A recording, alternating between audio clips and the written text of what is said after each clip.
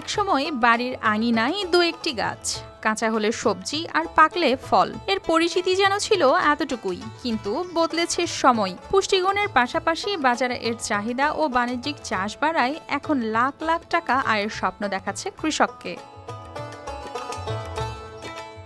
কলারোয়ার জালালাবাদ মাঠে কুল চাষ করে লোকসান হয়ে ওই জমিতেই টপলেডি জাতের পেঁপে গাছ লাগিয়েছেন কৃষক আবু বক্কর সিদ্দিক। রোপণের 5 মাস পর থেকেই ফল সংগ্রহ শুরু হয়েছে। এখন প্রতিদিন বাগান থেকে বাজারে যাচ্ছে পাকা পেঁপে। এখানে এই জমিতেই চাষ হইতো কুল চাষ, তাতে খুব ভালো ফসল হইতো না, তার জন্য বাদ দিয়ে আমরা পেঁপে চাষ করতেছি।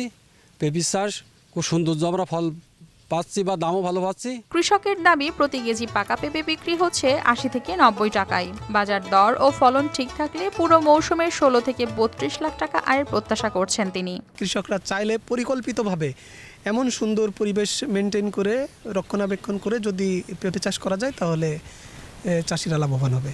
2 টাকা মতন আমার খরচ হয়েছে, এখানে বিক্রি হবে ধরো 12 লাখ টাকা মতন ফল পাবো আমরা, আশা করা যায় বেশি হবে আরও। কৃষি বিভাগ বলছে সঠিক পরিচর্যা, সার, সেচ ও রোগবালাই নিয়ন্ত্রণ করতে পারলে এই অঞ্চলের পেঁপে হয়ে উঠতে পারে লাভজনক ফসল।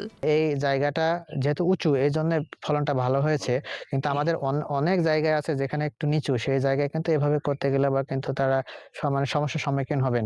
তো এই বিষয়টা অনুরোধ করব, আপনারা সরেজমিনে দেখে বুঝে তারপরে চাষ করবেন। এক সময়ের আঙিনার পেঁপেই এখন বাণিজ্যিক বাগানে। এটি পুষ্টির পাশাপাশি কৃষকের কাছে হয়ে উঠেছে অর্থকরী ফসলের নতুন সম্ভাবনা।